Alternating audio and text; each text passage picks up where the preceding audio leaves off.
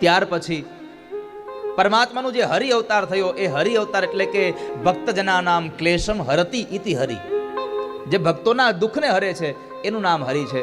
પછી સમુદ્ર મંથનની કથા છે કે દેવ અને દાનવો ભેગા મળી અને સમુદ્રનું મંથન કર્યું અમૃત માટે.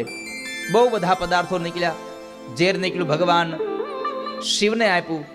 ત્યાર પછી રત્નો દેવતાઓ લઈ ગયા. ગાય નીકળી કામધેનુ ઋષિ મુનિઓને આપી છે. ઐરાવત હાથી ઇન્દ્ર લઈ જાય છે. મદિરા નીકળ્યો, દાનવોને આપી દીધો. અને જ્યારે લક્ષ્મીજી નીકળ્યા, સ્વયંવર થયો, ભગવાન નારાયણને પરિણ્યા અને ભગવાન ધન્વંતરી અમૃતનો કુંભ લઈને નીકળે છે. અને એ અમૃતનો કુંભ લઈને નીકળેલા ભગવાન દેવતાઓને કુંભ આપ્યો, પણ દેવતાઓના હાથમાંથી દાનવો જૂટવી ગયા. ત્યારે દાનવોને છેતરવા માટે ભગવાને મોહિની સ્વરૂપ ધારણ કર્યું અને એ મોહિની રૂપ લઈને આવ્યા પરમાત્મા. અને એ પરમાત્માએ તમામ દાનવોને છેતરી એના હાથમાંથી અમૃતનો કુંભ લઈ લીધો, દેવતાઓને આપ્યું. દેવતાઓ અમૃત પી અને અમર બન્યા, અભય ન બન્યા. અમર બનવું હોય તો અમૃત પીવું પડે અને અભય બનવું હોય તો કથામૃત પીવું પડે. તમારે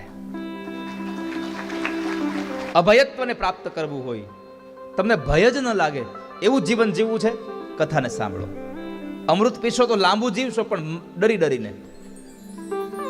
ભલે દીર્ઘજીવી ન જીવાય, પણ દિવ્ય જીવી જીવાય એવો સંકલ્પ કરવો. ભગવાન થોડું જીવીએ પણ સારું જીવીએ. પરમાત્માએ દેવતાઓને આ અમૃતનું પાન કરાવ્યું અને એ અમૃતના પાન થકી દેવ અને દાનવો વચ્ચેની એક યુદ્ધ થયું. પેલા એ યુદ્ધની અંદર દેવાસુર સંગ્રામમાં પહેલી વખત દાનવો મરાયા અને બીજી વખત યુદ્ધ થયું ત્યારે દાનવોના ગુરુ શુક્રાચાર્ય મહારાજના આશીર્વાદ લઈ અને વિરોચનનો દીકરો બલિ હતો, એણે સ્વર્ગ ઉપર ચઢાઈ કરી. ત્યારે બીજી વખતના યુદ્ધમાં એ સ્વર્ગ જીતી જાય છે. ઇન્દ્ર પોતાના સિંહાસનથી ભ્રષ્ટ થયો, તમામ દેવતાઓ પોતાના સ્થાનથી ભ્રષ્ટ થયા અને દેવતાઓ દર ભટકે છે. આ બાજુ બલિએ શુક્રાચાર્યને પૂછ્યું કે ગુરુદેવ, મારે આ સ્વર્ગ મારી પાસે રહે એના માટે શું કરવું જોઈએ? તો કહે છે કે 100 અશ્વમેધ યજ્ઞ કરવા પડે. એણે ભૃગુ કચ્છમાં એટલે કે આપણા વર્તમાન સમયનું જે ભરૂચ છે એ ભરૂચમાં નર્મદા નદીના કિનારે અશ્વમેધ યજ્ઞનો પ્રારંભ કર્યો. 99 અશ્વમેધ યજ્ઞ સમાપન થયા. બીજી બાજુ દેવતાઓ ભગવાનને સ્તુતિ કરે, એક બાજુ દેવોની માતા અદિતિ ભગવાનને પ્રાર્થના કરે. 12 દિવસનું પયવ્રત કર્યું ફાગણ મહિનામાં દીકરાના સુખ માટે. દૂધ પી ભગવાનનું ભજન કરતા રહ્યા. અને એ સમય જ્યારે 100મો અશ્વમેધ યજ્ઞ ચાલતો હતો, પરમાત્મા પ્રગટ થયા અને પરમાત્માએ ચતુર્ભુજ નારાયણના રૂપની અંદર માં અદિતિને દર્શન આપ્યા. અદિતિએ કહ્યું, પ્રભુ, મારા દીકરાઓના દુઃખને દૂર કરો. ભગવાને કહ્યું, અત્યારે હું બલિને કાંઈ નહીં કરી શકું. કેમ?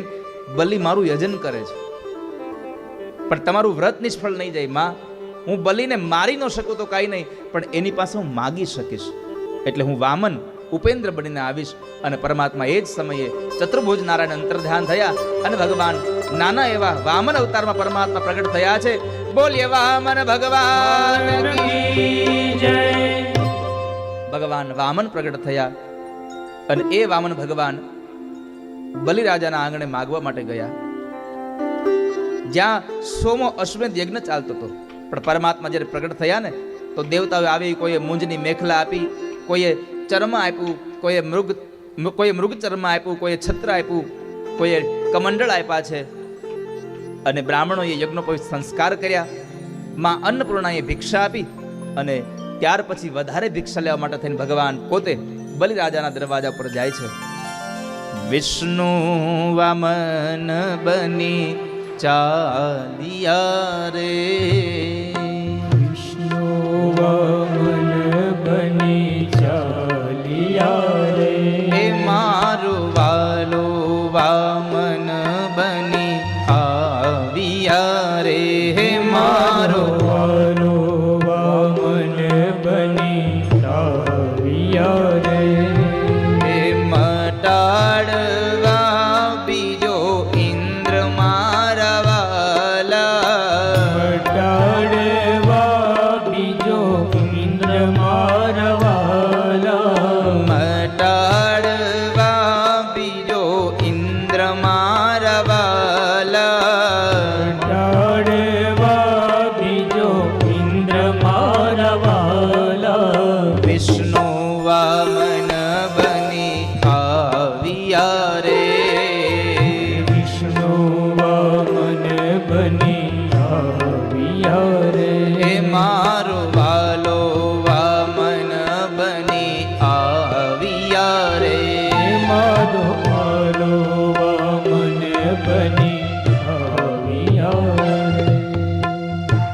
ભગવાન બલિરાજાના આંગણે આવ્યા. બલિરાજાએ ભગવાનનું સ્વાગત કર્યું, પરમાત્માના પગ પખાળ્યા.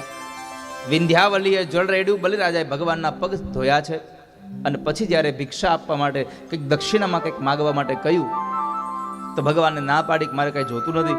પણ બલિરાજાએ બહુ આગ્રહ કર્યો એટલે ભગવાને કીધું એક કામ કર, 3 ડગલા જમીન દે મને, મારા પગથી માપીને 3 ડગલા જમીન. બલિરાજા હસે છે કે અરે મહારાજ નાના છો, તમને માગતા નથી આવડતું, આ 3 ડગલા જમીને શું થશે? ભગવાન મનમાં બોલ્યા 3 ડગલા જમીન દેતો ખરો, પછી તારી પાસે શું વધે એ જોઈએ આપણે. પરમાત્માએ 3 ડગલા જમીન માગી. બલિરાજાએ 3 ડગલા જમીન આપવા માટે હા પાડી સંકલ્પ થયો. ગુરુદેવ શુક્રાચાર્યને ખબર હતી કે આ નારાયણ ક્ષેત્રમાં આવ્યો છે, એટલે એણે સંકલ્પ ન કરાવ્યો, ભગવાને સંકલ્પ કરાવ્યો. અને ભગવાને સંકલ્પ કરાવ્યો અને બલિરાજાએ જળ નીચે મૂક્યું. ત્યાં તો પરમાત્માનું મસ્તક આકાશમાં આંબી ગયું. એક ચરણની અંદર ભગવાને બધા જ એ સ્વર્ગલોકને માપ્યું, આકાશલોકને માપ્યું. બીજા ચરણની અંદર પરમાત્માએ પૃથ્વીલોકને માપ્યું અને કહ્યું કે બલિ, તારો 3 ડગલાનો સંકલ્પ હતો, આ તો 2 જ થયા છે, ત્રીજું ચરણ ક્યાં મૂકું? બલિરાજા કહે છે ભગવાન તમે મારું બધું લઈ લીધું, હવે હું શું કહું તમને? ભગવાને કીધું કે સંકલ્પ કર્યા પછી જો અધૂરો રહેશે તો પાપનો અધિકારી બનીશ, તારો સંકલ્પ પૂરો કર. ત્યારે ભગવાનને કહે છે બલિરાજા બાપજી તમે બધું ભલે લઈ લીધું, હજી હું કોઈનો થયો નથી, એટલે કામ કરો તમારું ત્રીજું ચરણ મારા મસ્તક પર પધરાવો અને 3 ડગલા જમીનના સંકલ્પમાંથી મને મુક્ત કરી દો.